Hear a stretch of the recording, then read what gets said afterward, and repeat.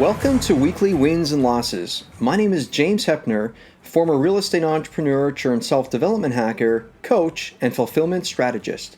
Each week, we bring you a thought to wrestle with that'll help you live fully alive and gain more life. Real life is made up of both wins and losses. Both were designed for your good. That's basic reality. Without facing and learning how to embrace your losses for greater gain, you miss out. You leave 50% of your life experience on the table. So with that, let's begin the show.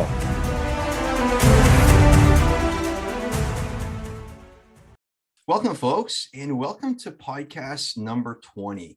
This is part 4 of Exploring Extreme Obsessions. There's a 4-part series.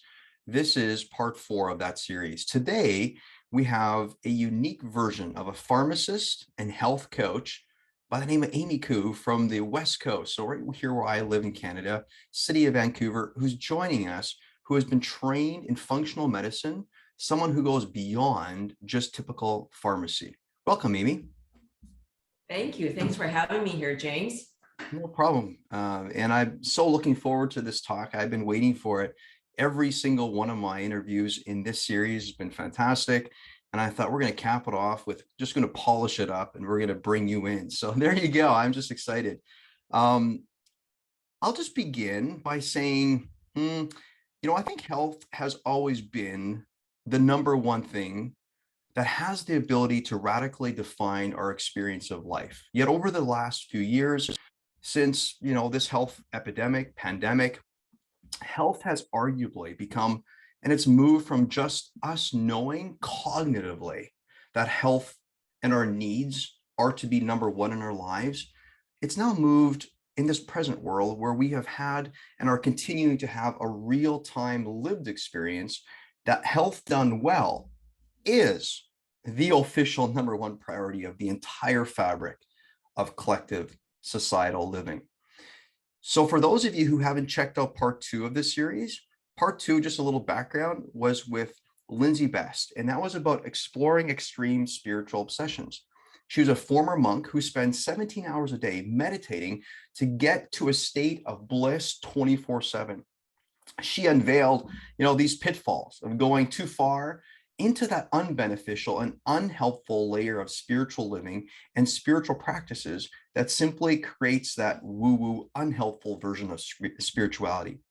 She brought it all at the very end. She brought it all home by layering out and laying down a simple and super, easy, digestible way to be deeply spiritual while staying connected to the earthlings, to that human beingness that we actually are. That's episode 18.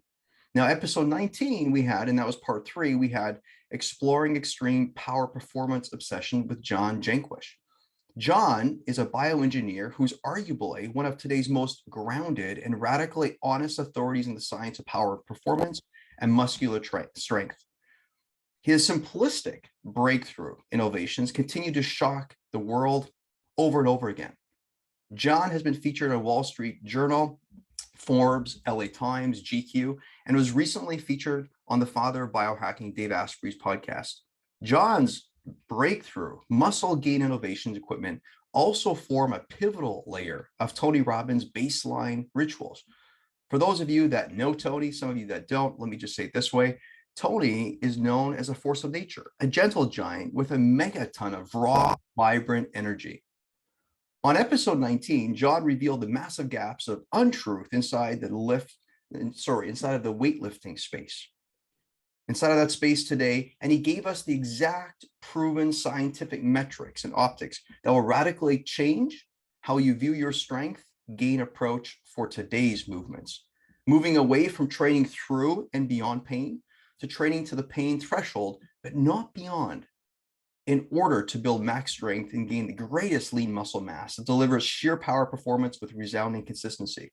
So if you want to toil less and deliver more, if you want to upregulate your health and with less time engaged in ineffective workouts inside the gym or anywhere else, you're going to want to engage in his 10-minute a day strategic training modalities that will yield optimal muscular gain wherever you are.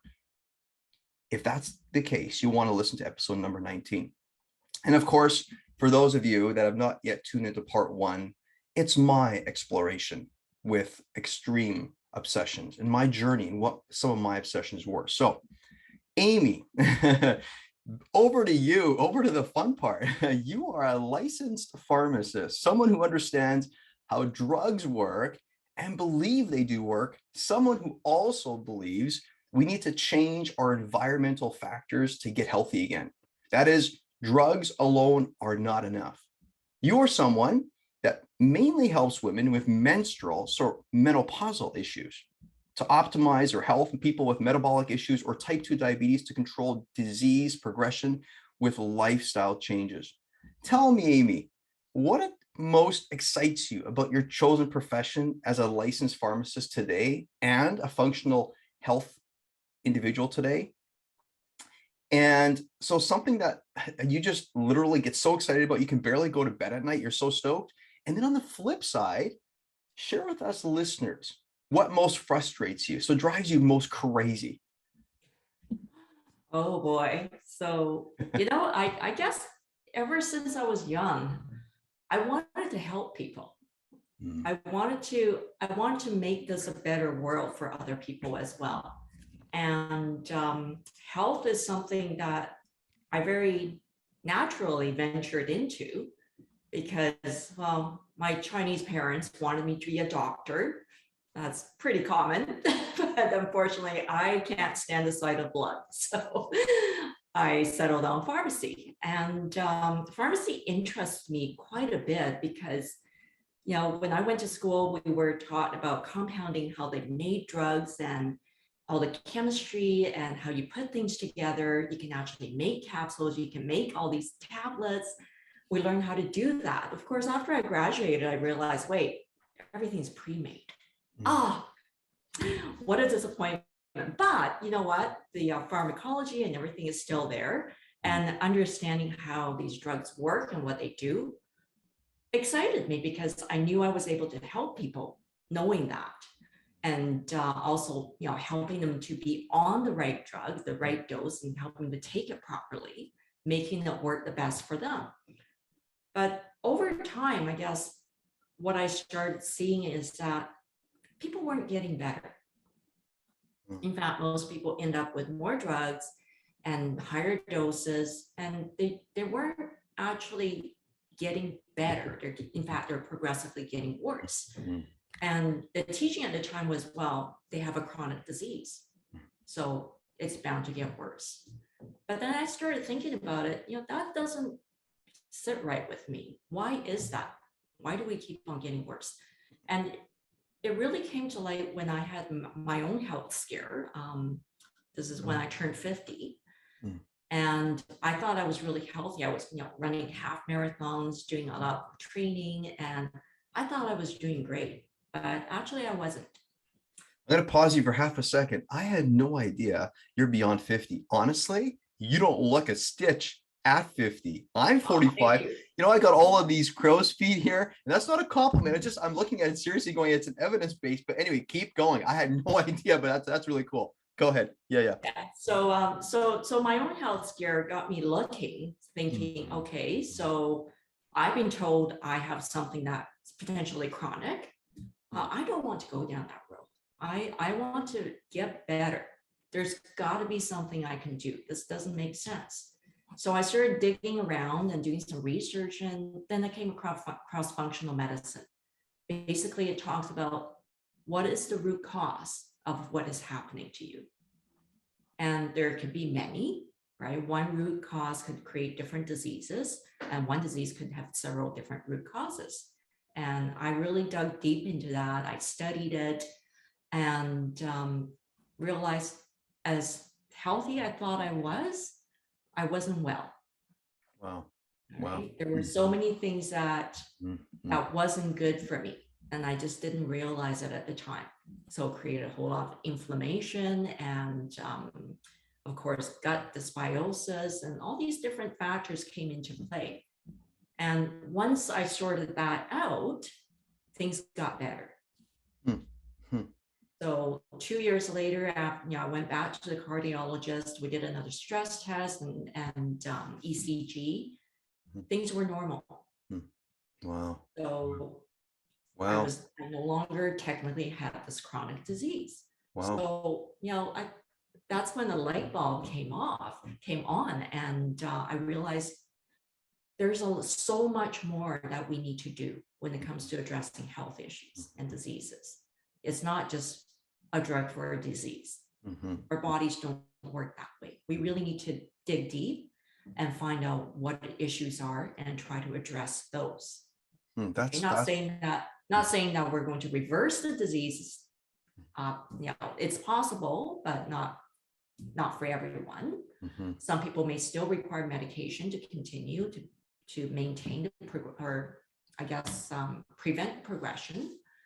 But there are definitely things we can do from our lifestyles perspective and environment, and even what we eat and how we train, right?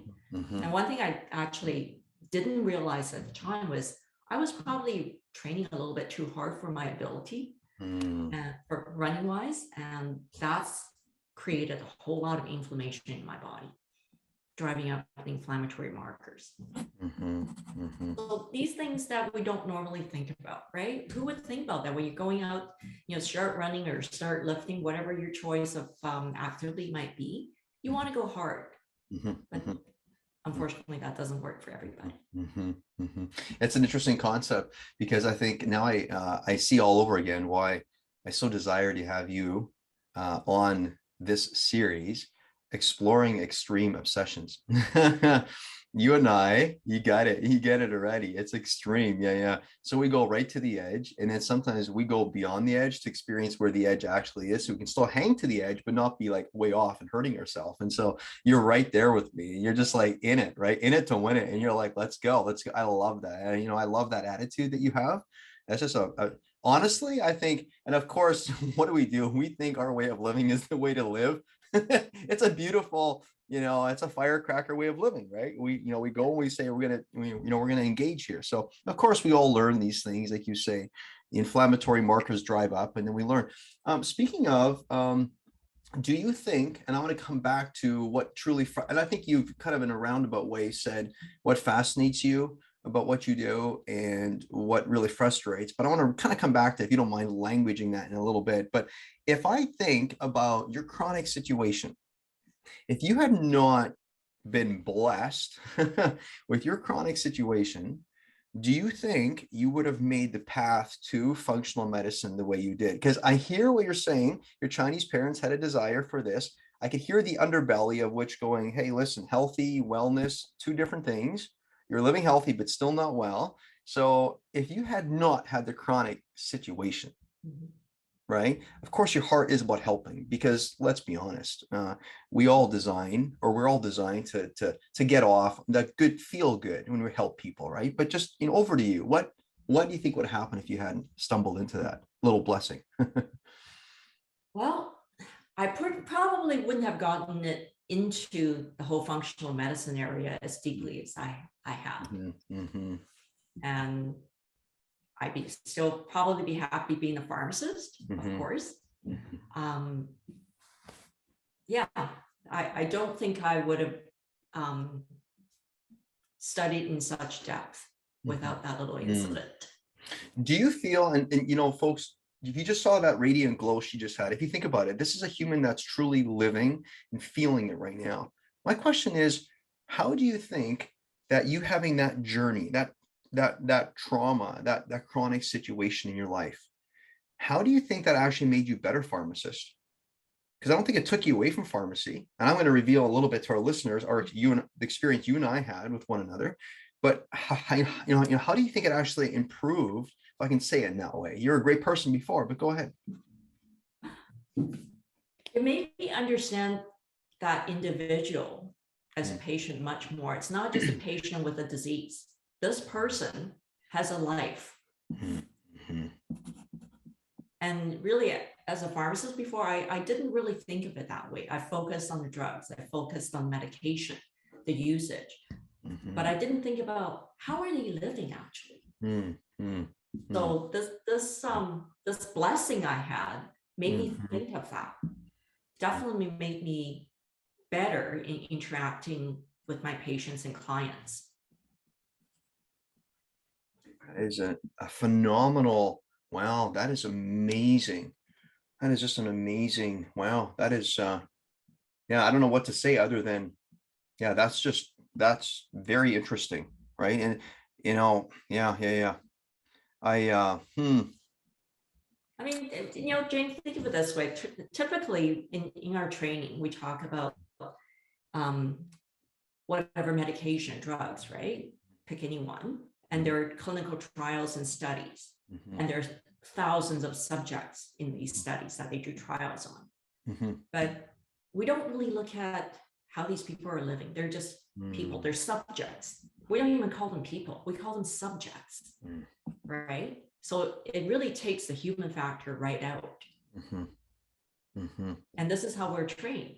So I think, yeah, really this experience helped me to understand and be able to better help people too, so it's not just here's a drug for your disease and things like that anymore. It's what else can we do to support you?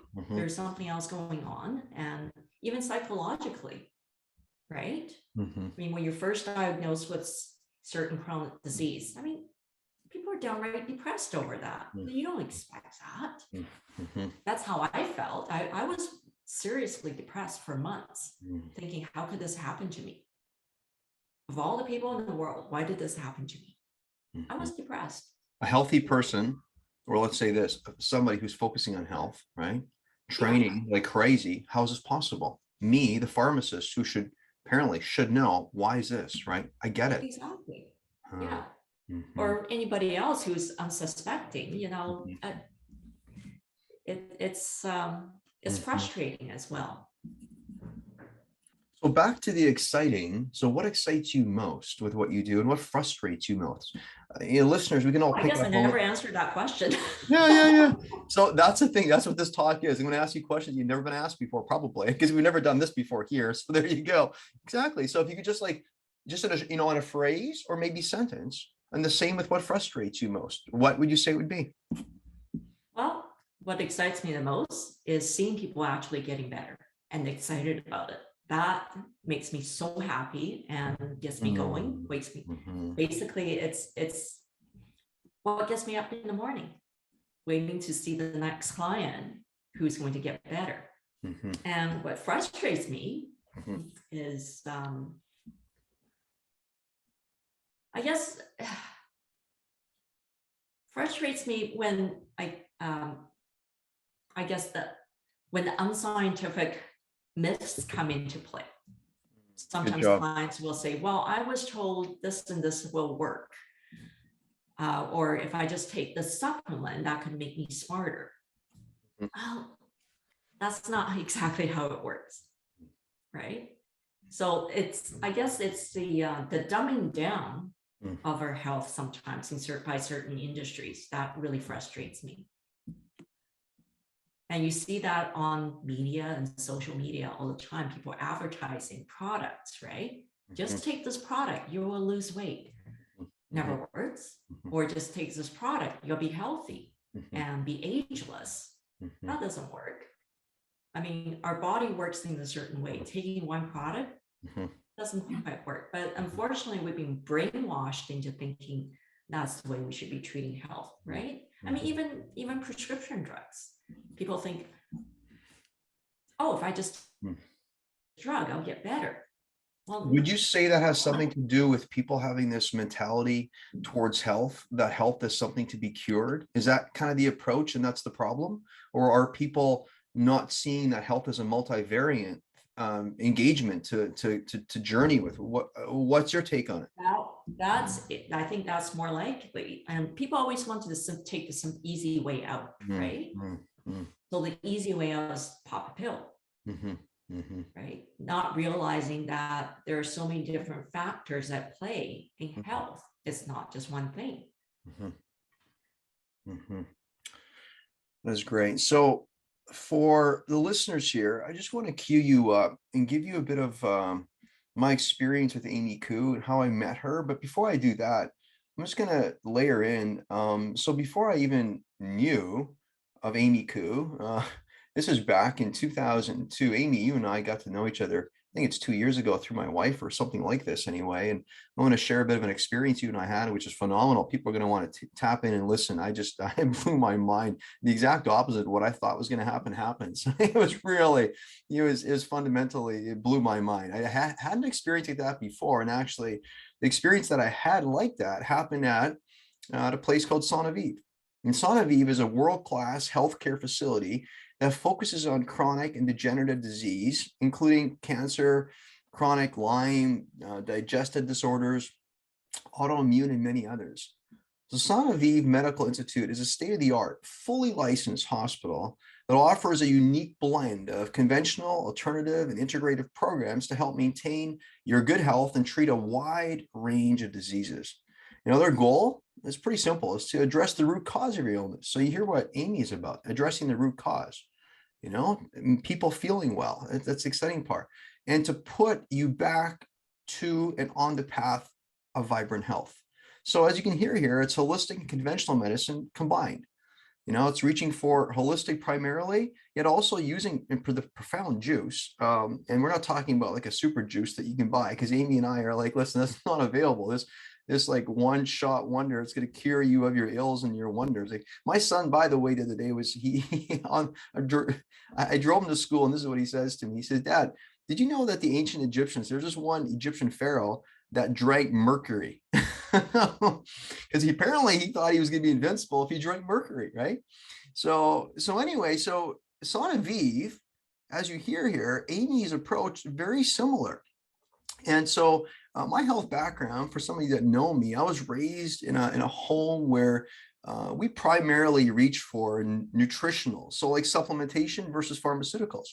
In my mom's cabinet, you'd see it was lined with health supplements versus doctor prescribed drugs. Now, when I say versus, I'm not this or that kind of saying, because let me be honest, pharmacists in our home were never viewed as evil, ever.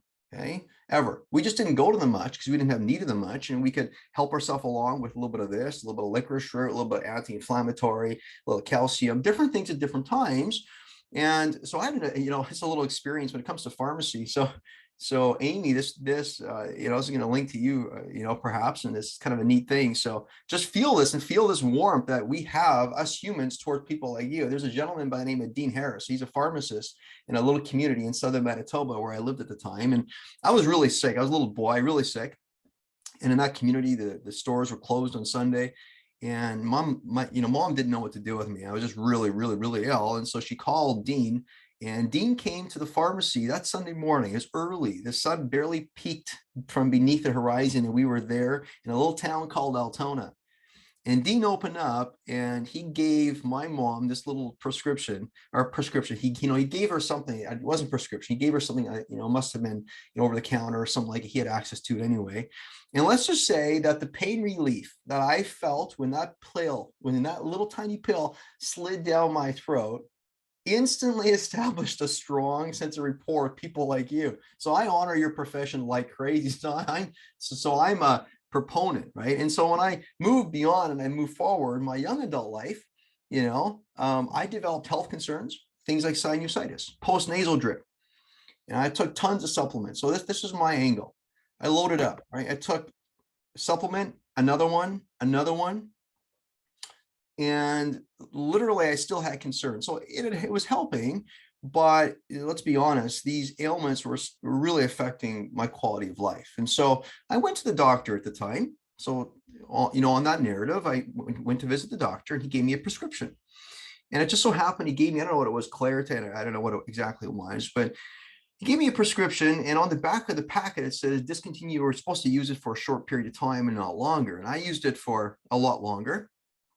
And but he said, come and see me when whatever, what is 2 months or whatever, as soon as I started, come see me 2 months from this time.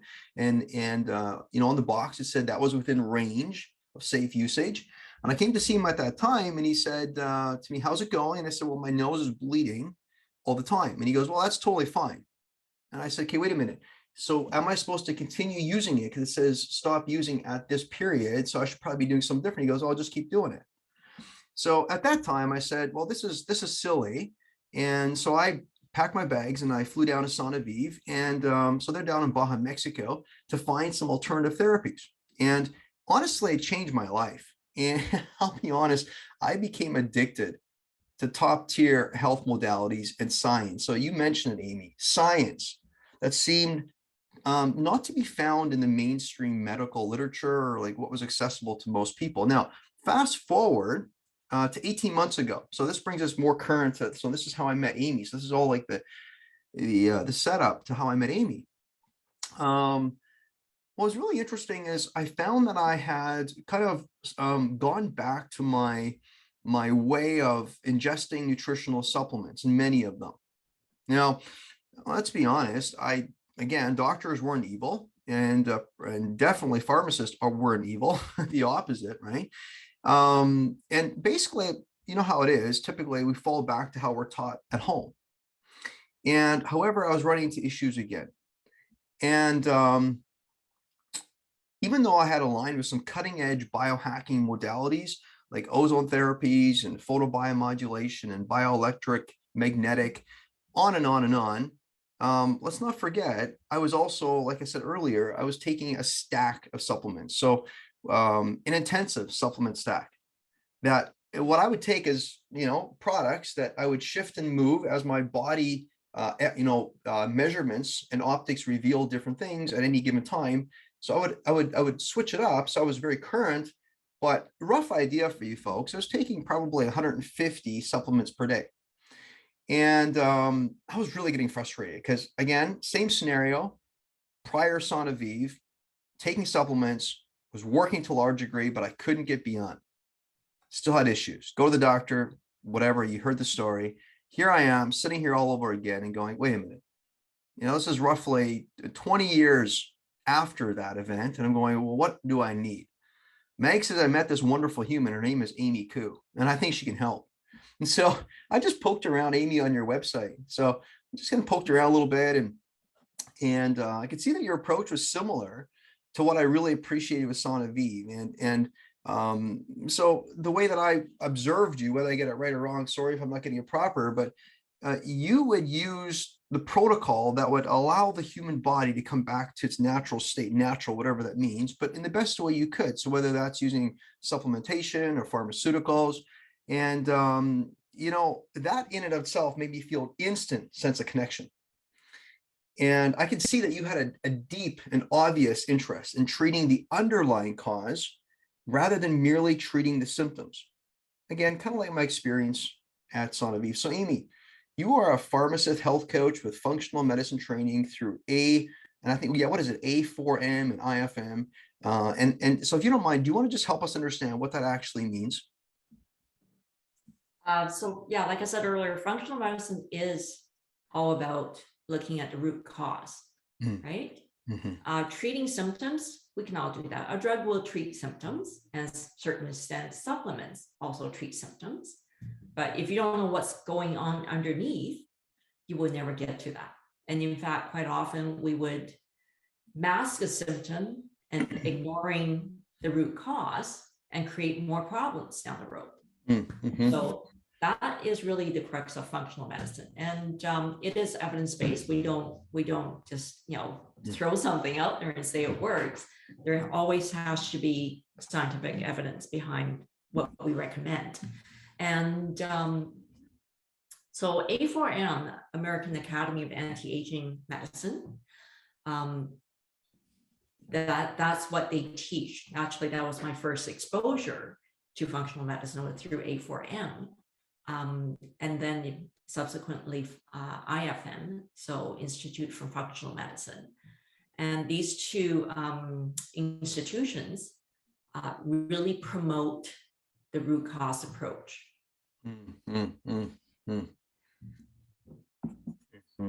They're fantastic, really. A lot of many physicians have gone through one or the other institution to learn more about the holistic treatment. And I think that's becoming more mainstream from what I saw and the people that I've met. Yeah. That's wonderful. It's interesting. So I asked you A4M and IFM, what is it? It's for those of you that are watching, you're thinking like acronyms. As soon as we hear these medical acronyms, sometimes we're like, whoa, what is this? How, and we wonder where we fit into all of this. Do we understand? Do we not? So I think, needless to say, right, when I reached out to you, Amy, I was still a little nervous, like I typically am, right? When you're doing something new, you're not quite sure how it's going to go. And so my thought was, and of course, like my solution, as you can see, my default mechanism was just take more supplements. And I'm going, to be honest, I love buying supplements. I love consuming them. Like I can take a whole handful and swallow them with half a gulp of water. I'm just used to it. So, and I really am a believer in supplements, but probably a little overt, and perhaps, and we'll talk about this in a bit, but pushing certain things aside or saying those things don't have as much value. And so therefore, you build the sense of worth overtly into one thing, and then you miss the rest. And so I was just thinking, you're probably going to say, take more supplements, right? That's what I was thinking, right? And so that was my question. Is Amy going to give me more?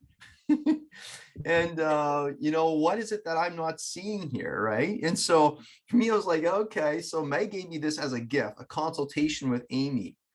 And so actually I was hesitant to even activate it. I mean, she'd paid for it, and I'm like, oh baby, I said to Meg, tell me, how's this going to help me, right?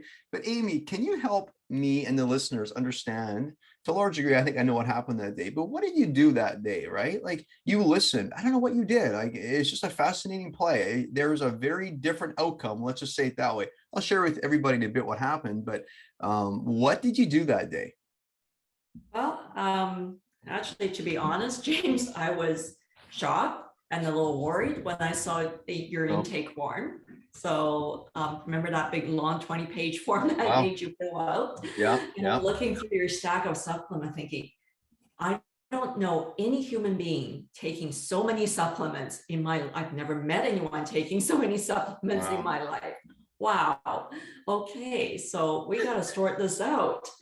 So I'm going through every single supplement you're taking. I'm thinking, why would he be taking this? Why is he taking that? So reading through your intake form and what your goals are and some of the issues we're facing, it really baffled me. Mm. What's the deal with all these supplements? This doesn't make sense. That doesn't make sense. Boy, I have a lot of questions for him. He's always thinking, how can you possibly have more questions for me than I have for you on this consultation? So that's what I went through that day. Actually, I think we met mid-morning or in the afternoon, but the whole morning I was sitting in front of my computer going through your form, baffled. You know what's interesting?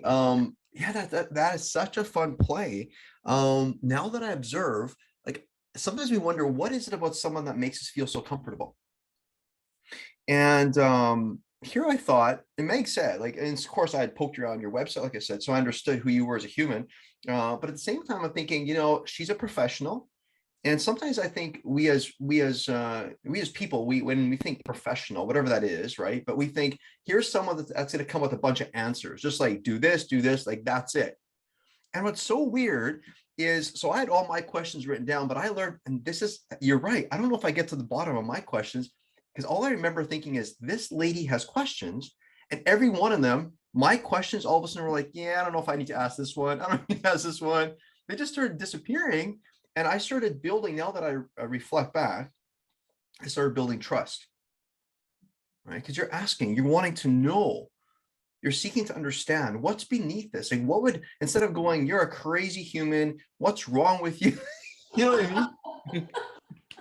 I mean, now we know what you really thought, so this is fair, right? But what was really neat is you just ask these questions, and slowly, maturely, and then we got to a point where you would say, so do you still want to take that supplement? And so and that was a really, almost bizarre experience, because I was weirdly resistant to that question, because I thought you were helping me to take more supplements. That was my thinking. But then you said, right, you asked that question, like, is this really helping you? And then I remember I felt decentered for a moment. And I know that when we are in a decentered place, that's when confusion happens. That's when a new thought can erupt. And I remember thinking, well, I can't really measure this. And I remember giving you that answer. And you said, well, perhaps we just put that on to the side for a while and I'll take it for a bit. And I had these skin irritations that were happening. It was getting worse and worse. And I was going to report back to you. I don't know if you knew this, but I stopped taking this one product. And literally my skin irritations, I still have a little bit, but that majority of it gone. I was overdoing it. You know what I mean? That's very possible. Yes. Yeah. So, what else do you think you were doing? And I don't mean to like go too far or like, but what do you think you were doing? And and perhaps I'll ask you the question through the lens and perspective of when you're in the pharmacy or when you're doing your health coaching with ladies or whatever you're doing with health, what is ultimately you're doing? I can hear you're and individuals can hear here on the call, you're a helping person. Like you want to just understand, right? But what is it like if you could put it into like a way of functioning? What is it you do? I think you said it already. I'm aiming to understand, aiming to understand what is going on in your world, what you're thinking, and what else might be happening in your world. Right? Especially, I think for this probably goes for everybody, but in terms of stress level, for example, I need to understand that. Where is it at for you or for any other clients? Because that's an important component in well-being, right? Wellness. So I think, understanding that health and wellness, it's not just about disease, right? And there's all these different components. So nutrition, your sleep, and there's your stress level, how well you manage that, how well you de-stress, and there's a social connection. So in my work, I really try to understand all those different aspects from the individual and try to learn more about what kind of environment they're in and try to help them from there. And what is their goals, right? What is their aspirations? Even if it's for health and wellness, we all have certain goals that we want to achieve. Let it be lose weight or reducing blood glucose or reducing blood pressure. There's goals, right? What would that be exactly? What would that be? And I need to understand all that in order to be able to help that person. That's an interesting, fascinating play because within that, I can hear potentially how when you had your chronic situation, I don't know what your first response was. For me, typically when I get sick, what I do is I have self-blame. I just put shame on myself and think, why am I so dumb? And I mean, you did mention earlier that, why do I not know this? But invariably you made your place, psychology, your mindset, your heart set, you made your place to a genuine desire to understand and get beneath, right? What is really going on? What are really my goals, right? Is it to be fit or is it to be healthy, right? And so I would imagine you kind of took this whole thing and within that you desubject, or I don't know if that's a word, desubjified, it's not a word, but you took yourself and you kind of honored yourself instead of saying like, come on, you stupid individual, why are you doing this? You're like, actually, makes sense why I did this, but what do I want now? Right. And so, right. So to aim to understand, but not make the other person feel like a subject, that takes art. And I think you had a journey and your journey obviously helped. But I mean, those smiling eyes tell me that you are that kind of person anyway. So there you go. Yeah. So Amy, what would you say you listen for and look for? And this might seem really narrow in scope. Okay, so just forgive me because I'm not trying to crack like I want to be a pharmacist like you, and I'm not going to start coaching women on some of the things you do. But at the same time, I'm just curious, like, what do you listen for and what do you look for? Like, what's your filter capturing constantly when you do consultations with it, whether it be in the clinic or in the functional realm that you operate within? I just listen. I take in everything that people tell me and really try to understand what they're saying. And quite often I will ask for clarification, especially where there's inconsistencies in message. Did I misunderstand, or is this actually something that just popped up? So,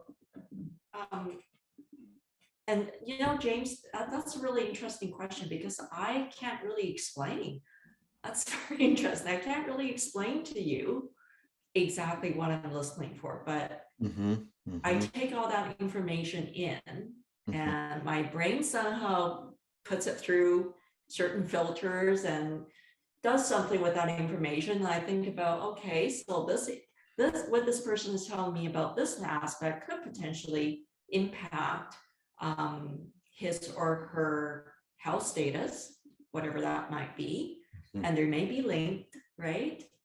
So there's a network of things going on in my head where I'm kind of trying to capture what might be relating to something else. Ooh, that's rich.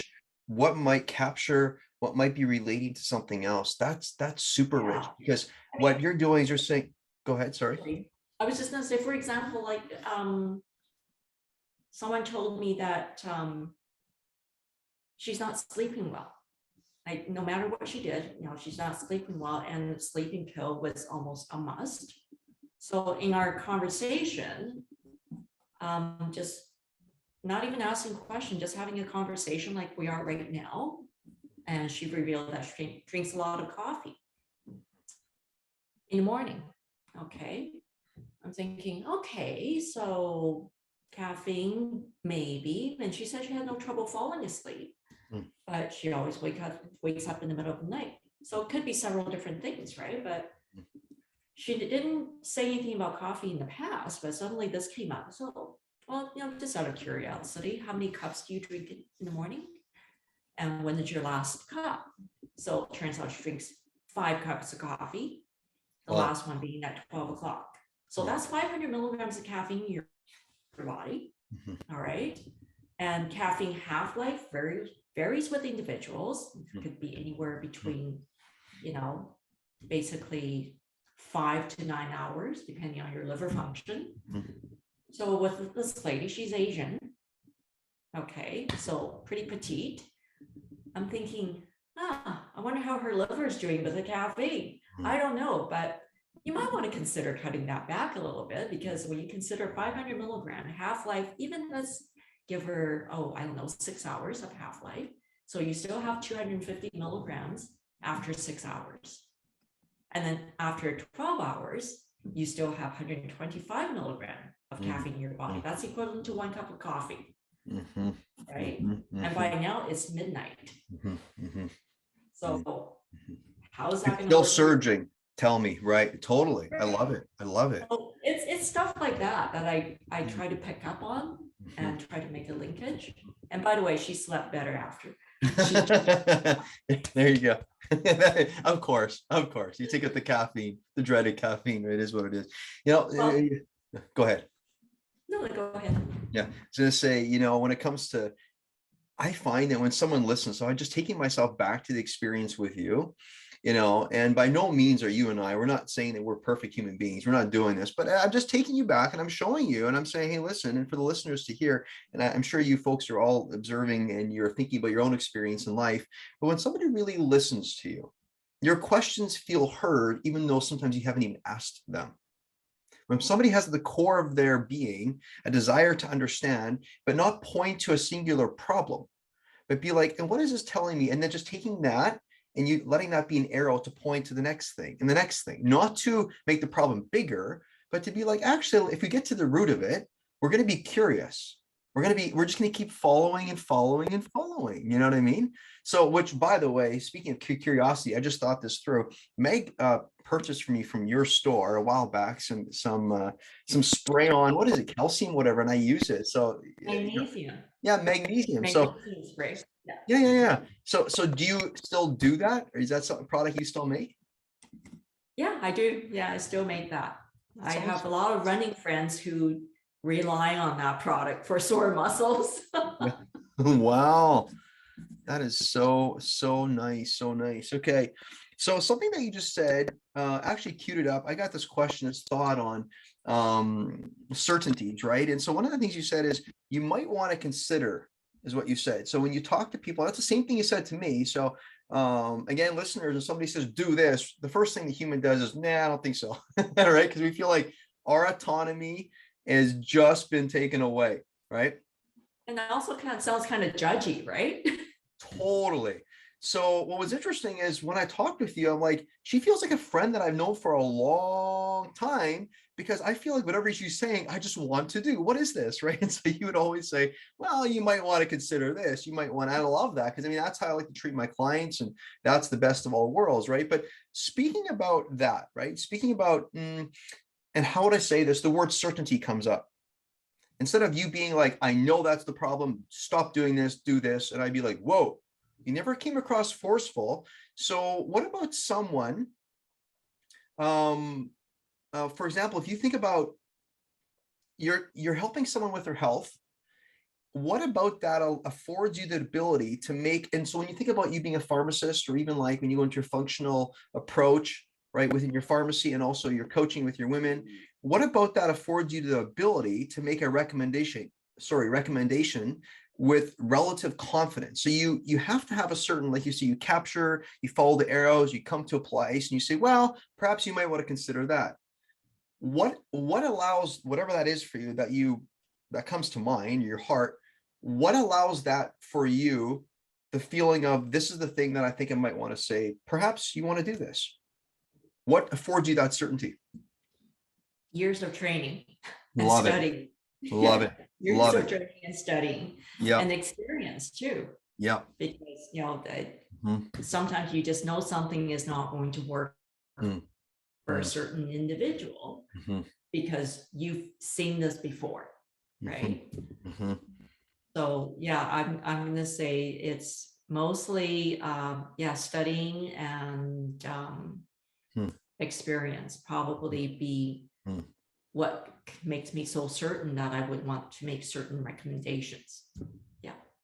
On the other side of that, how do you specifically deal with the uncertainty of not knowing with complete certainty that what you are recommending will be proper and or safe for the client? How do you deal with Then that? I don't. Then you don't. If I can't be certain, then it's not a recommendation. It's a guess. It's a best guess. So that's no longer a recommendation. And that's where we need to dig a little bit deeper to find out what is exactly going on. For some people, it might be, you may need to go back to your doctor to get some lab tests done so we can be certain that this is not an issue. Or in terms of, for example, hormone levels for women, we can do hormone levels to make sure that something else hasn't gone off kilters, or that, maybe your supplements are working properly, or medication for that matter, right? Your hormone replacement therapy is actually doing what it's supposed to do. So if there's uncertainty, we try to find out through various means to be certain about it. And one thing that, as training as a pharmacist, is that we don't make recommendations that we have no certainty about, because that you may end up harming someone, right? That's never good. Which takes me right back when you and I were talking. There's certain segments of our little chat, like I'm on TRT, testosterone replacement therapy, and I wasn't taking thyroid at the time. I had an under functioning thyroid. And so one of the questions you brought forward is, you said, James, have you done lab work, like any blood work on this stuff? And so I had, but I needed to bring it current. I'd done it 3 months ago. And what I loved is, so right to your point, to actually, stand right beside what you're saying, back this up. This is what you did. You said to me, well, James, do your lab work and then get back to me on this. So when I say my recommendation, or you might want to consider this, let me first see your lab work, and then we're going to go from there. So it was interesting. I loved it. You just brought me right to that real place of, your blood isn't going to lie, right? It's like they often say, the reason that we're not getting down to the base of issues is we haven't run the right tests. We haven't done the right lab work, period, right? Yeah. So, and if you don't have that certainty, then you're shooting darts in the dark. We don't know where you're going to go. Love it. No, that's exactly. On that, do you find, and you were saying, but, and I didn't know, like, something you brought up earlier is a lot of doctors are now doing the functional approach, or they're bringing it on. That's really helpful.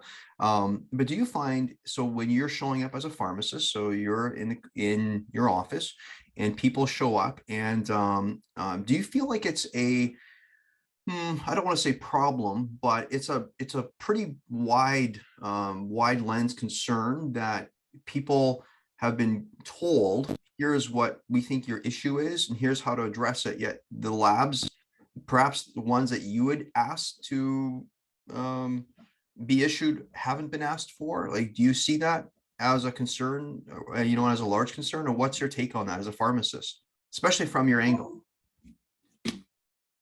Usually, I think, I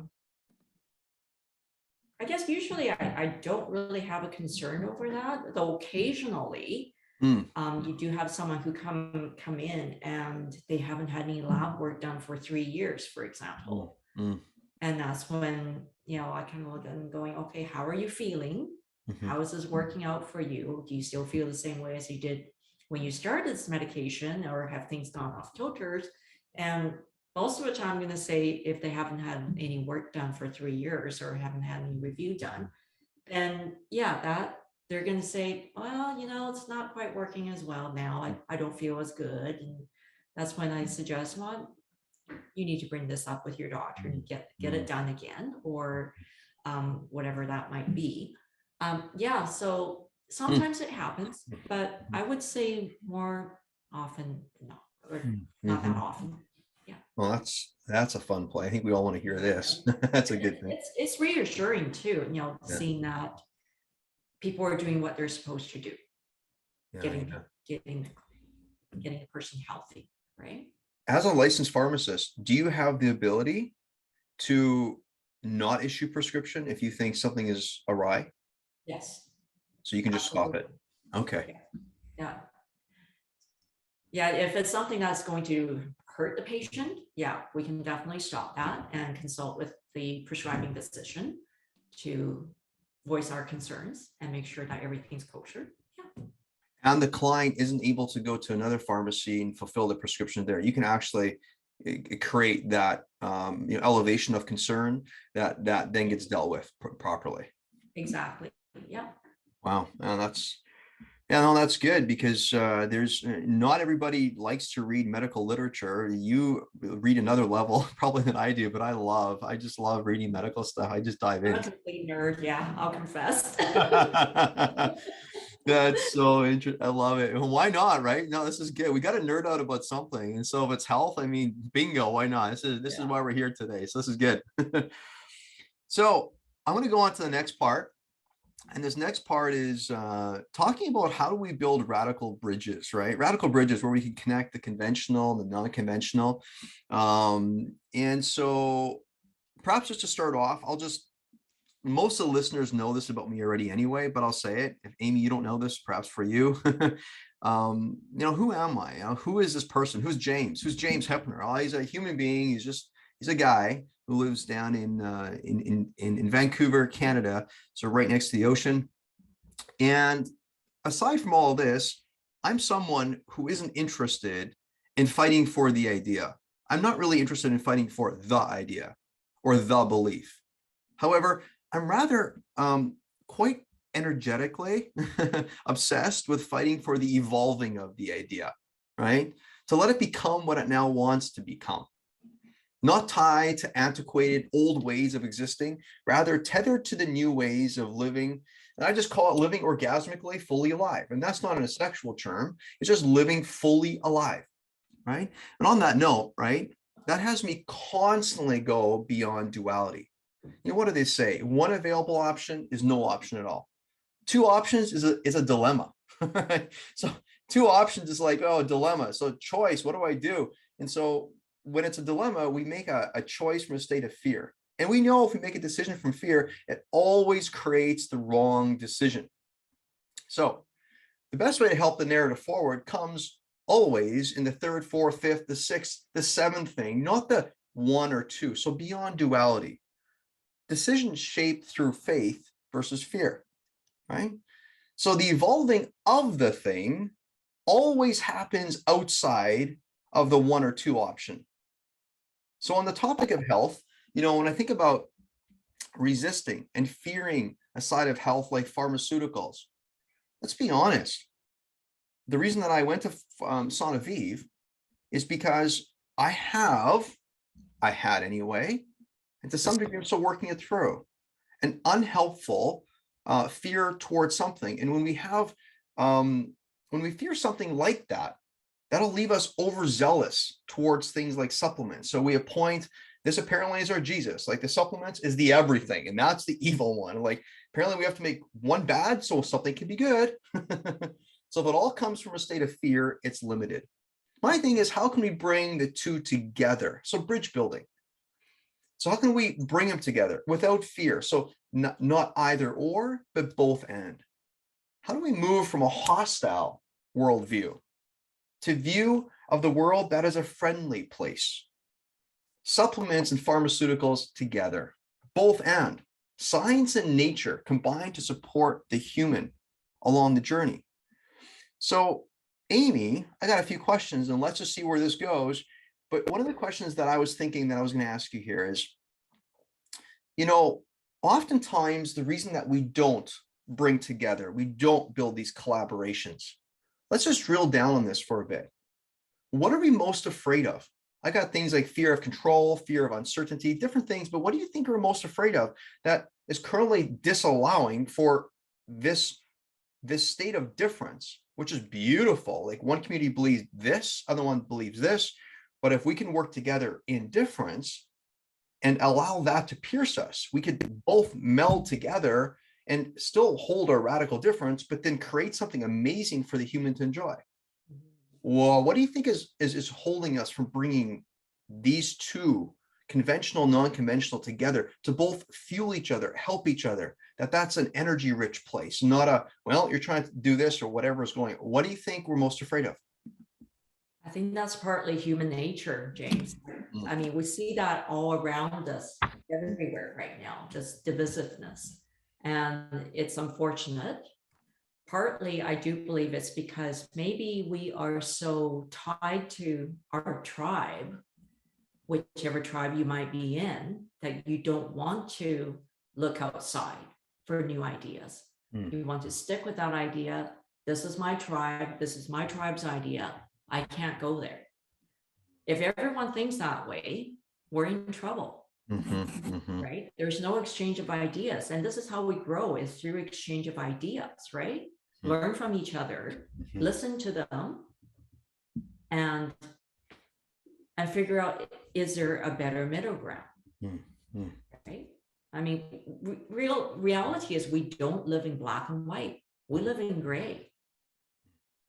And to have to choose black or white is silly. Spot on. Yep. And so in terms of health, I think there is a lot of that tribal thinking.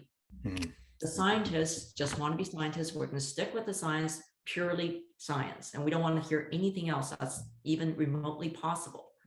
And the natural healers, they don't want to cross over to science because all pharmaceuticals bad. Everyone over there is bad. We don't want to hear from them. But if you just talk and look at the actual evidence of what each can support, it's amazing.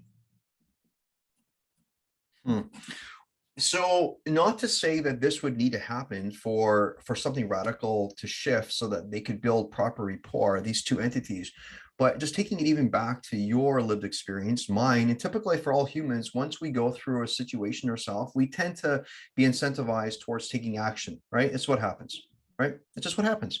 So on that, right?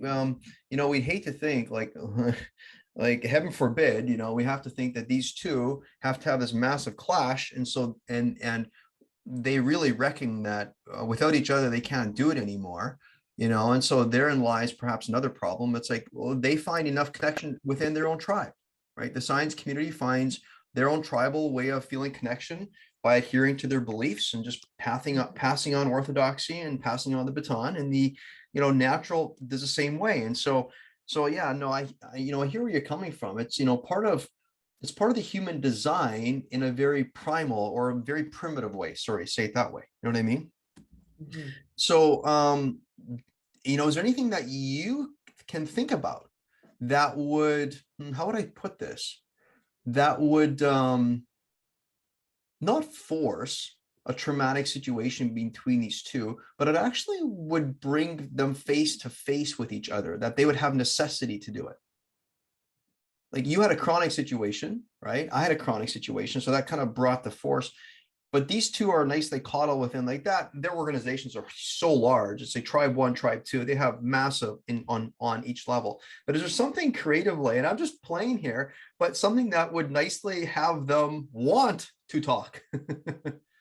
I wish I had the answer to that. I mean, even the tribes there are tribes within tribes, okay, and they don't talk to each other. True, So true. yeah, you ask one specialist about something remotely related to another specialty. Oh, I don't know. You have to go and talk to the other specialist. Mhm, So mhm, I wish I had the answer, James, but mhm, I don't think this is something that you and I as individuals can come up mhm, together. But I'm kind of hopeful though mhm. that given the uptake, I guess the greater uptake on institutions like Institute for Functional Medicine or A4M, there's going to be more of that crossover and learning. And hopefully that's going to drive some of the, I guess, curiosity into the other tribes' ideas. Well, and that's the weird spin, because when I think about what you just said, curiosity, right? What actually keeps anything alive is curiosity. If you say you've got it figured out, that ends it, right? To know, like they say, anything good, at the core of anything good lies something that will continually allow itself to be evolved. Like there's a core problem at the heart of anything good. So that means that thing keeps being alive. Like people keep innovating there. If it's Yeah. all solved, nobody innovates there anymore. So it's like, so the question for me is like, well, wait a minute. So what are we afraid that if we don't control specific things, or that we don't control the narrative towards our preference, then we're going to lose, like back to self-preservation. Are we afraid of this? And it's like, at the same time, are we afraid of uncertainty? Because uncertainty is really surprise, and surprise is curiosity. So when you run this whole thing, and it's like you say, it's a multidimensional, and yeah, exactly. You and I, not it's not going to be solved by two humans. But I'm just sitting here going, a lot of people, they say that they, like, when you get to the base of it, they're like, well, really what I fear is death. But then once you reckon that you're afraid of death, you really realize, once you do some more inner work, that what you're really fearing is life. Right. And so for me, I'd just be a shame, be a shame to have these great, like, science is amazing. To have the natural world, which is amazing, a sizable group, and then the sizable science group, which is amazing. Having those two collaborate would just be an amazing. Think about the stuff that could get done, right? Think about the stuff. So why do we think, or why do you think we're so afraid of not knowing something? So why do you think we're afraid of the mystery of it all? Because something tells me that these people are afraid of not knowing. They go, well, if we would collaborate them, we might lose our institution. I don't know. But why do you think we're so afraid of not knowing? And this may be a little bit, so what you're saying earlier, like in pharmaceutical space, if you don't know, if you're not certain, you don't say something. And so you could argue a person's afraid, that's why you don't, but it doesn't mean you're afraid. It just means, listen, we're here to keep ultimately the person safe.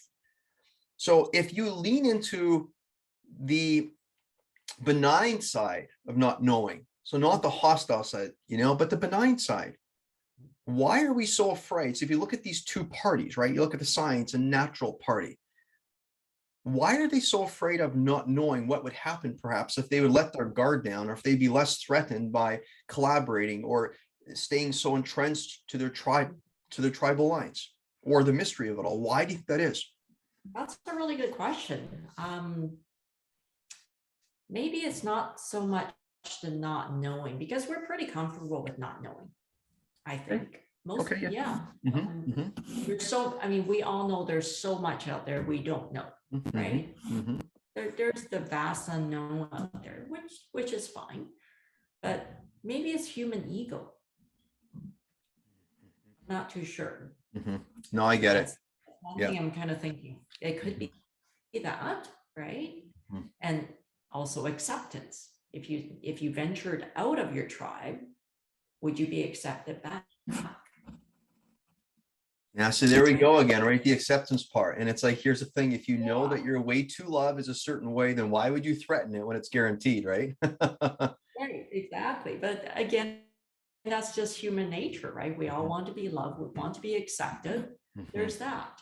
I mhm, think, not recommending something because I'm not sure is mhm, very different, mhm. because then you're basically conducting your own clinical trial in a way, and that's not cool.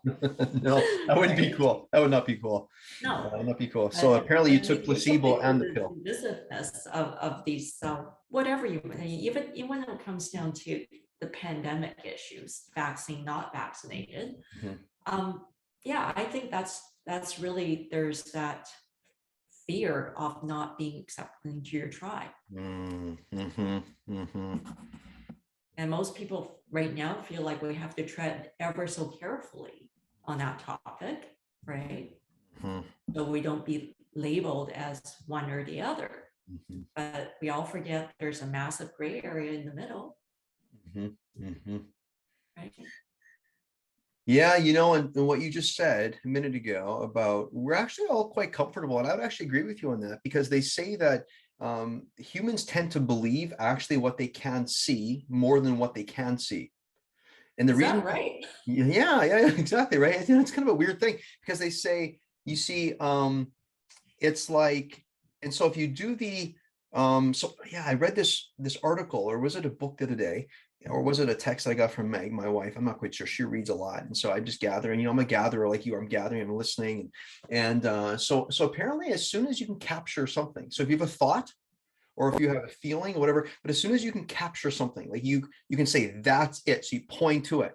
Of course, as soon as you point to it, then it becomes a conclusive, like I know this. So that's the knowing part, right? It's the knowing. But they say the human is actually quite bored with that, because as soon as you know something, you can capture it, and as soon as you can capture it, you begin to judge it, because in order for it to become something, it's judged, basically. So it's a really interesting play for me. So it's like the mystery, that which we can't capture. Some people in like faith traditions, whatever, they have this thing where, for example, in the Christian tradition, right? So there was Moses who goes to the top of the mountain and he sees the backside of God for a little bit, and then God's gone, right? So the whole play is what's moving is alive. And so as soon as you can say something is that, then it's no longer that. Anyway, I don't want to get into the weeds of it, but here's something that birthed in me. Why do you think, so from your angle and your lens, and by the way, before I go any further, this is what I just said about Christianity. I am not here to steer people towards, I am a Christian. I'm just here to help people believe whatever they want to believe. So however they find their way to whatever makes them excited, that's fantastic. So I just want to make sure, Amy, that you know that, and listeners know that here as well. I've said this before, but there you go. But the question is, why do you think so many people see health as a problem to be solved versus a mysterious journey to be explored? So they want to get to the end of it. They want to just end it, like end it. So when I think about it, so on that question, as you think about this, I think about before I went to Aviv, my journey with health was, it was something that I was trying to obviously solve. So I resisted the doctor world, and overeating on supplements was evidence of that, right? And then I was trying to fix the problem, and just get rid of the problem. So obviously my health was a problem. And anytime health is a problem, then you're basically saying the very thing that I want is the problem. So now you're not really helping yourself, right? Instead, when I went to Aviv, I woke to the fact that health is not a problem to fix, but a journey to be explored and enjoyed continuously. Then just before I met Amy, like 18 months ago, without knowing it, I had made the same kind of slide back in my old ways, trying to solve my problem. And I was getting frustrated because no matter how many supplements I swallowed, I didn't get better. I mean, she was worried about how many supplements I was taking, right? So Amy, back to that question. Why do you think many people are trying to solve versus mysteriously enjoy and explore their health journey? I suppose partly as control, Mm. right? We kind of see our own body, Mm-hmm. that we should have some control over it. And if you want control, then it's not, once it becomes out of your control, it becomes a problem to be solved. Mm-hmm. Right? And I think most people want that problem solved fast. And I'm kind of speaking out of my own experience here, okay, James. Mm-hmm. Mm-hmm. When I was diagnosed years ago, and yeah, suddenly I didn't feel like I had control over my body anymore. This is a problem because I had control over it for the longest time, right? Things were going well. I exercised, I ran, I can do what I want, and suddenly this changed everything. It's now the problem. So how did that part? So for you, like for me, and like for many, health is oftentimes like people have cancer, for example. Like, well, I got a problem, I'm going to solve, or I got a bad knee. So you point down on the knee and you go, that's the bad part. And the knee is going, no, no, no. What I need is I need love. I don't need you to like say I'm the problem. So you're like rejecting. Yeah, stop pounding on me.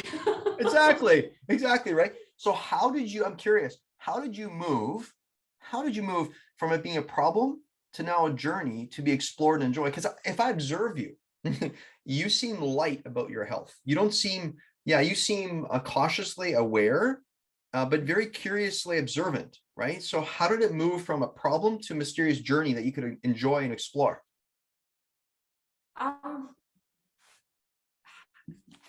I guess I recognize that there are things I can do, right? Learning about functional medicine taught me that, is that there are many things that I can do, and that's still within my control. And also recognizing that we don't get to the disease state for a long time. The disease doesn't just happen overnight. It happens gradually without us even knowing it. So everything we're doing in that process is our journey, right?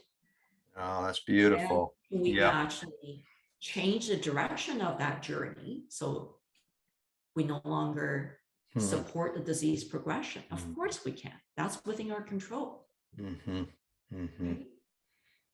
You know, it's interesting. The other day I was on a call and this gentleman, I've heard of this. I don't look at this or I don't read this necessarily much. I've heard of this, and who hasn't? The serenity prayer, right? And it kind of goes like, the basis of it is like this: you help me to accept the things that I have control over, and help me to accept the things that I don't have control over, and see the difference between the two, right? And so and correct me if I'm wrong, but what I'm hearing you say is, yeah, you basically said, well, listen, I don't have control over the outcome, but what I have control over, what I do with what I know now. And so instead of trying to control the outcome towards our preferred preferences, we're like, well, we have a preference, but instead of trying to control them there and say that's helpful by blaming and shaming the knee or the cancer, really we need to like love on ourselves during that time. What you're really doing is you're kind of opening to a different world, would you say, right? Yeah, that's exactly it. It's and really, again, it's also a choice, right? You have a choice of supporting the disease progression, doing what you've always done that brought you here, or you can choose to go a different direction and not supporting that disease progression. So yeah, absolutely. Love it. You're right on.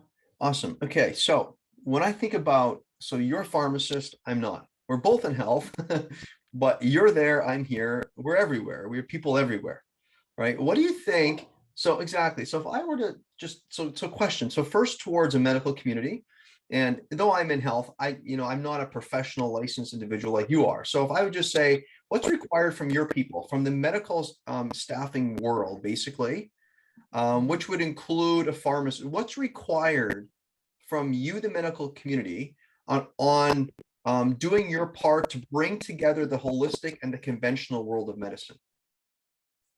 Oh, that's a big question, James. Mm-hmm. I don't think I can answer that for everybody. Mm-hmm. But no, just even for you. Thanks for saying it like that. I appreciate it. For me, I think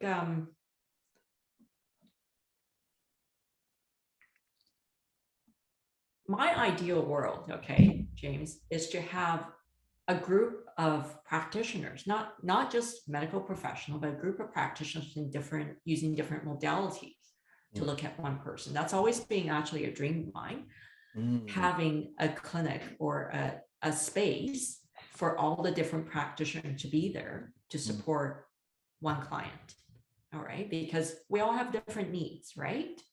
And each person can bring their expertise to the table, and we would be able to discuss, how this would benefit that particular client. mhm, mhm, I mhm. don't know if this is a setup that at the clinic that you went to in Mexico, but that would be my ideal world, is to Mm. have all those modalities available to the individual involved, right? I love that. It's It, interesting. As you're saying that, I was thinking to myself, I think what she's going to say, and then you said it because it's exactly how Sonvi was set up. So what I did is I went there to get so they asked me a bunch of questions. Like, what do you think is going on with my sinusitis, right?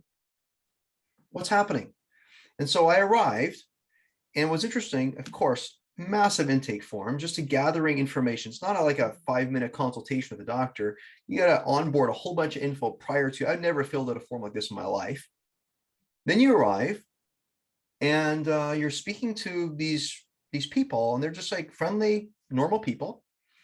And then they say, what we're going to do is we got like the first meeting will be with this specialist, and then that specialist. I'm thinking, oh, interesting. It's going to be specialists, eh? Because typically specialists don't talk to each other. Oh no, these specialists all talked to each other. mhm. And what was interesting is they were all willing to not fight for I'm right, you're wrong. So I talked to these individual people. So I remember like there was like a psychiatrist that I talked to about my teeth, apparently. Like she was asking me my life, but I came from my teeth.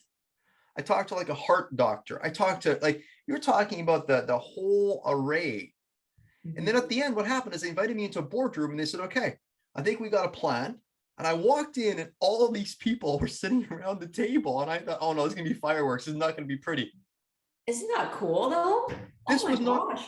that's exactly. And so I remember when Meg mentioned to you that was your dream, I had this epiphany and I'm like, well, that's what I experienced there. I'm like, yeah, that's an amazing experience. And what was interesting is they basically said, okay, here's what you need. We don't think you need more of this, but here's specifically. And I followed this protocol. I was there for 5 days. They did this amazing program.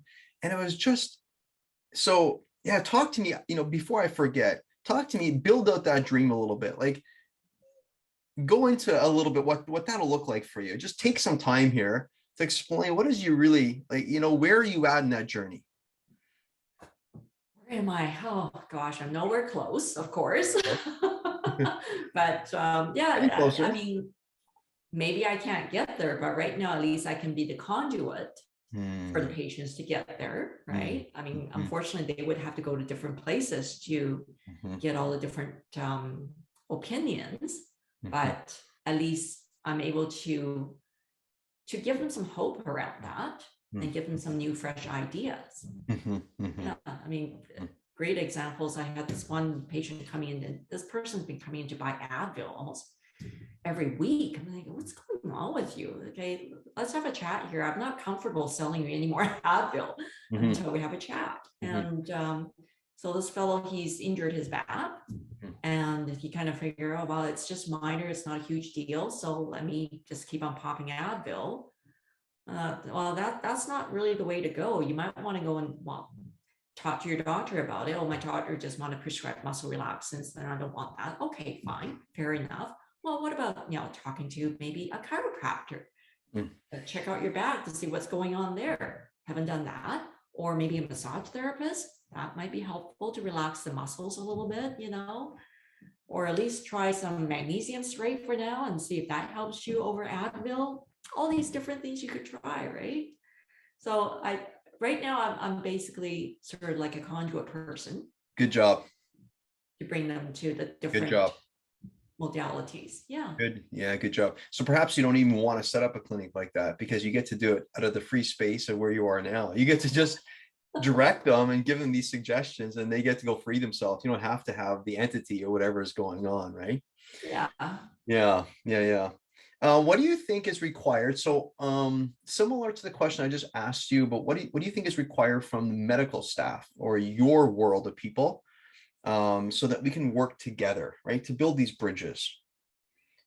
On the flip side, what do you think is required from citizens like us? Because here's the thing, people are talking about rights and freedoms, which I understand. However, let me say it this way. Rights and freedoms only exist if it's rights and responsibilities. The citizen has to take their bloody responsibility and act on it. Like if you're not responsible, you ain't gonna get no freedom, because there's no freedom available. You're not being responsible, period. You know what I mean? So I'm not like really charged one way or the other. What I'm just saying is, what do you think us humans need to be busy about doing? Because we're often, this is what we people, whatever that is. But if I'm here, if you're in the medical and I'm here, I'd be like, well, what we're looking for is one prime minister or one president. We can like appoint a Jesus that we can project all our problems onto, and we don't have to do any work ourselves. I'm like, no, let's not do this.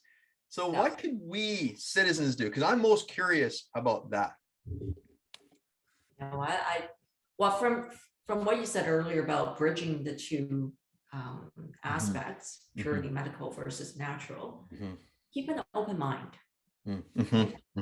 Let's keep an open mind about different things and see some data, see some evidence, and see where it goes. Don't just shut the door because it's pharmaceutical, or shut the door because it's all natural, right? There's good and bad in every discipline. So keep an open mind about it. And similarly, talking about freedom, you have the freedom to think. You True, have the freedom to 100%, read. 100%. Find some good solid information. Okay, don't tell me you got this information from your friend on Facebook. That's not research. I'm sorry. That's not research. Okay. Exactly. Yeah, use your freedom to read up on things and understand things from good sources of information, right? And really, I'm of the mind too that I use social media, but I don't really think it's helpful in terms of helping us to open up our minds, because it keeps on feeding you what you want to see, right? And yeah, that's not opening up our minds to any opposing opinions. And sometimes opposing opinions help us to question our own opinion. That's the only thing that lets us see like that's the only thing that lets us see the blind spot in our life, right? That's the only thing. Right? So, and they always said a good scientist is always open to new information that could prove him or her wrong. And in fact, in certain research fields, they say the point of research is to prove your hypothesis wrong. You do your best to prove yourself wrong. If you can't prove yourself wrong, then you're probably right.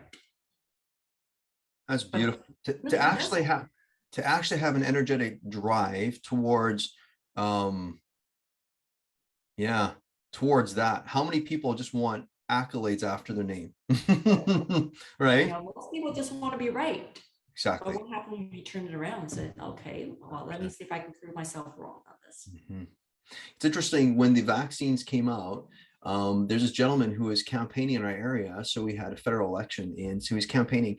And so our neighbor, he was talking to a bunch of neighbors down the road, and I just walked up and I was just standing on the side, and so people were throwing out different concepts and comments and different things. And then so there were some people that were like very anti-vax, and so they weren't just like anti-mandate, but they were like anti-vax, right? And so these are people, I don't know if they didn't travel or whatever. I mean, for example, do I take all vaccinations? No, I don't take all vaccinations all the time. I don't, but I'm not like anti-vax at all. Like we moved to Malaysia, I took the vaccinations, like what is needed, you take what is needed, right? There's like proven science behind it. So why not engage in it? Anyway, to the point on, this one gentleman was quite against, what was currently happening. And so this gentleman who's running for office was hearing and understanding, and then he kind of shares a bit of a story. And so for me, it really impacted. And he said, one of the things that I always encourage people is, are you willing to have another look at it? another look. And I'm like, that was such a beautiful moment. In that group, there are some people who are kind of going, yeah, I don't know if I like this either, because what this gentleman is saying, they were kind of just riding that. And I guess like that's to the tribe thing. And we think the same here, or whatever's going on. And people started going, if I would just give myself the grace to just have another look, meaning I don't have to feel charged to change my mind. That's not the idea. The idea is just to be open, like you say, have another look, have another look. And it's interesting because there's people actually in that group, when we walk back to our little places where we live, then he says, actually, I'm having another look at it. And all of a sudden, I'm coming up with a very different feel on this whole thing. You know what I mean? So I love that. So there you go, folks. For us people, it's not them and us, but for us people in general, to be open and not like Amy is saying, be careful to just go to your tribe and then gather information. In Facebook, algorithmically, they're just going to give you more of what you already know. So they're typically not going to bring you into like diversity and divergent different ways of thinking and cultures necessarily. It is more so to support your algorithm or your narrative, right? And so if you ever want to know how to unstuck yourself, you might want to be open to a new perspective, right? So the question I have for you is, everybody wants to know that we're going to be okay. We all want to know we're going to be okay, right? And typically, anyway, for me, it's like this. Well, for me to know that I'm going to be okay, all I can do is do more of what I know works and do less of what I know isn't working. So the question I have for you is, what action, if you can, and again, I'm just like, it's almost seeming like I'm pinning you down on this, but I'm really driving it home here. What action? So what decisive action? So that's decision infused with action. Do you believe would support people best in their daily lives if they'd make these 3 or 5 decisions, or is it a one primary thing? What is it? I know you said open, and I hear in you, you're a non-controlling individual. You don't make people feel like they're subjects. You make them feel like they're fully human. You listen to the story. But what do you think, to that question? What action, decisive action, could support Decisive people action. best? Well, Yeah. um, what I learned from myself, my own experience is Mm-hmm. have a little ritual, Mm, right? mm, Have a little ritual of good habits, mhm, okay? And mhm, start from there. It doesn't have to be anything major. I'm not asking to go and run a marathon tomorrow, mhm, but have a little ritual. Maybe just take a little walk, 3 minutes after dinner, mhm, right? Just like brushing teeth. We all know we brush teeth, right? Everyone does it. I'd be surprised if you didn't. Want to talk to you if you don't. Well, I do. But yeah, The only it's thing something. is, yeah, Amy, the only thing is I use something called Dirty Mouth. So it's this powder. It's That's just fine. charcoal, but it's a That's great program. But go ahead. I brush my teeth. Thank you, though. Yeah.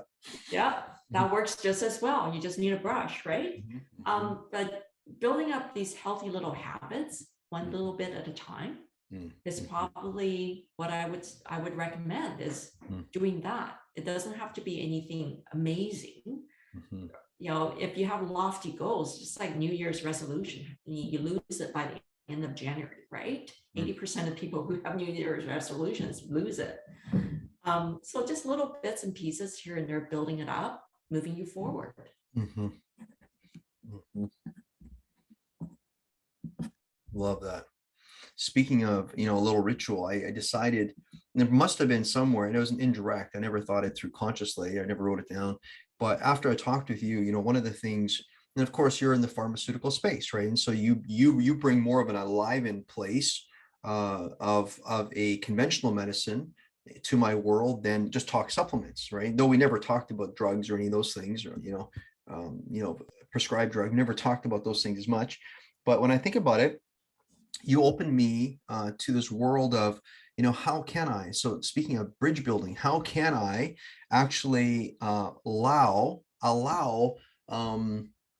more things to support me in my view, and my needed and wanted view, that actually this world is a friendly place, right? And so one of the things that I came across, and I still have, even after my amalgams, my mercury amalgams were taken out, even everything that I do, I still have seemingly this sinusitis that comes every now and again. And so I had COVID back in 2020 in January. And so whether I have antibodies in my body or not, that's arguable. I haven't had anything really since. However, I came down with a pretty severe cytokine storm, right? And so whether it was my mast cells activation, I don't know what it was, but I went on this talk. And this talk, by the way, in the past, and I don't know, Amy, if I had not talked with you, I may have just been like, well, no, this is junk. I don't know what I would have thought. But there's this doctor who's basically getting beyond symptom healthcare. And he's looking for a complete causation. And so most of it is neuroinflammation. And so I listened to his one podcast, and he's got this medical event coming on February 11th to 14th. It's for doctors and non-doctors, but there's gonna be a lot of like doctor talk going on. And I actually wanted my doctors to go so they could properly serve me or help me in the future, but they didn't have time to go. So I'm just gonna go myself. I'm just gonna be there with these people for like 3 days. It's an online thing, but I'm gonna take 3 days off. I'm just gonna learn and study and whatever. And one of the things though on this little podcast that the doctor who was leading it mentioned is that you can really address your cytokine storm with baby aspirin. And I love it because I'm now at a place where so my specific journey where I'm saying supplementation is great, but you literally helped me take a lot of my supplements out of my regime. Like I still take a lot, but not near as much as what I used to, not near as much. And I feel great about that. But now what's happened is I've opened the door to letting, and so building bridges, like I'm trying my best. So that little ritual that I brought in, to say, listen, if I really crave this, that we work together, then I must be it myself. So I've opened the door, and the strangest thing, Amy, I took that baby aspirin and I was having flare-ups like all over, like it was just crazy. And within 20 minutes of the baby aspirin, and again, I don't want to be saying cure all, like take baby aspirin to solve your problem. No. But it gets beneath the cytokine storm just like that. And so I'm like, holy smokes. So that's for me. So I love where you're coming from. Like, do something small, do something where you open the door, like be more open to see another perspective, go for a little walk, do some of these things. I love it. Anything else you want to add to that? Like any other decisive decision?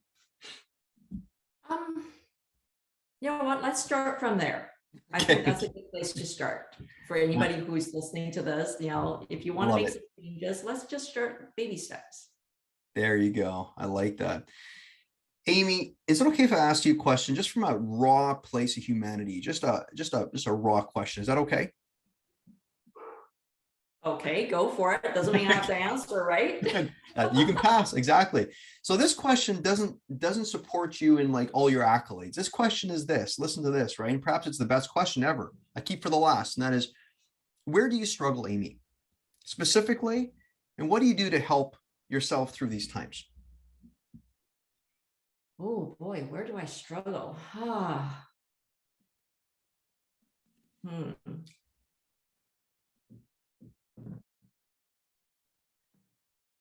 All right. So from a really raw place, self-doubt. Definitely. It's like, as you know, James, even coming onto this podcast, you pretty much have to drag me on here kicking and screaming. Right? Sorry. Like, can I actually do this? I don't know, James. Oh my. You want me to do what? Oh yeah, there's that self-doubt.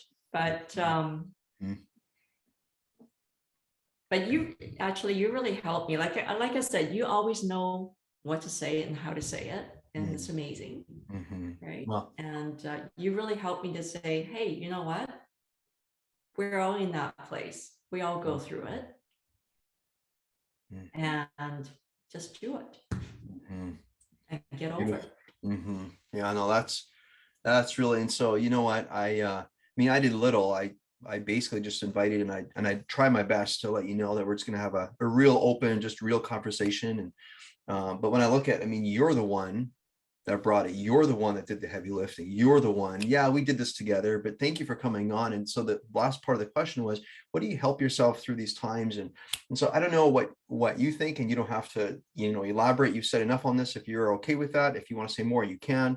One of the things that I'm just thinking here is maybe something that you, and I might be saying this wrong, help me out, but I'm wondering if you just helped yourself through it by, I don't know if this is saying it the proper way, but just trusting that someone has your best intent or your best something in mind. I don't know. What would you say is that thing? Because there's other people, Amy, I'll be honest, that are super afraid of doing something. And they're also trying to get through it. And so we never want to like just trust somebody blindly. So I don't know what it is, but is there anything you want to, comment on within that? So it doesn't have to come back to me. Please don't, like whatever you want to say It's to knowing help you. that you've got my back. Mm, That mhm, really helped because, mhm, mhm, you told me that you're going to do your best to make me feel comfortable and help me. We're just going to have a conversation here. mhm, mhm, That put me at ease. mhm, So I know James has my back and mhm, I'll be mhm, all right. mhm. Take a deep breath, Oh, go with the flow. yeah. Oh, it's so cool. And you know what, Amy, maybe that's something that, and I don't know if this resonates with you, but I'm sure you can feel that in some clients, patients that come to your office. They're nervous, like they got this health scenario and they're talking to pharmacists, right? And so that's to the same thing. They're looking at it going, does she have my back? And so all I can say, I've never come into your clinic, I've never filled a prescription there, but when you and I talked on the phone, I had all these questions, and literally I don't end the call unless I go through, you ask me any other questions. I went through my questions, even though I hadn't asked maybe 10% of them only. I felt okay with not asking the rest of them because I realized you had my back. You actually you gathered, you asked me so many questions in the beginning that a lot of these things were like almost mute points. So it's like you showed that you had my back. You didn't just say, it's like one thing to say, hey, Amy, I got your back, right? Versus you, in the office showing somebody by how you live that you have someone's back, right? And so good on you. Like that, I think is that's a hard place. Well, let's just say it this way. That's the only place that us humans belong to have someone's back, right? Yeah, I think you did the same thing for me too. Having me here on the podcast and putting me at ease. Basically, it was the same. You didn't just say, I've got your back either. You told me what you were going to do. And yeah, that was really important. Well, thanks for saying that. Amy, we're at the end. Can you imagine you did it? You're at the end. Wow. Yeah. Amy, where can people find you? So there's people that are going to be wanting to like check you out, and do a dive in your work and connect with you. Where can people find you? So I have a website, medicuswellness.com, medicus wellness.com. And I also have an Instagram account at amyqrx. amyqrx.com, right? Mm-hmm. No, Instagram's just Oh, handles. sorry. Yeah, this is like, yeah, right. What am I doing here? This is Instagram. Okay. So just to get this proper, your website is medicalwellness.com. Am I saying that correctly? Medicus Wellness, medicus. CUS. Okay. Mm-hmm. Medicuswellness.com, MEDICUS, and then wellness.com. Yes. And then Instagram, Amy Koo RX. So AMYKURX, correct? Correct. Awesome. Amy, it was a pleasure to have you on the show. It was so much fun. It was worth so much of pulling teeth. It was worth every bit of it. Oh, it was so nice. It was Thank just you for wonderful. having me here. Yeah. I really enjoyed this conversation. Thank you. It was pleasurable. And yeah, we have guests coming over in the evening. And I'm telling you something, they got a feat to beat because I had a great time with this lady here today. So this is great. So thanks, Amy, and again, for those that want to connect with Amy, please do so. Go to medicuswellness.com and or go to her Instagram at Amy KURX, and you'll see her there. So for any of those, or for those of you who are looking for and perhaps need a coach, want to have a conversation with a coach, feel free to reach out to me at coach@jamesheppner.com. So it's COACH at JAMESHEPPNER.com. And we'll see you next time. Thanks, Amy. Thanks, James. Bye.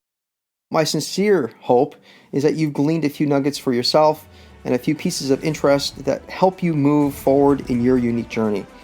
So again, I thank you for joining me here. This is James Hepner clocking out. Until next time, peace out, rock up.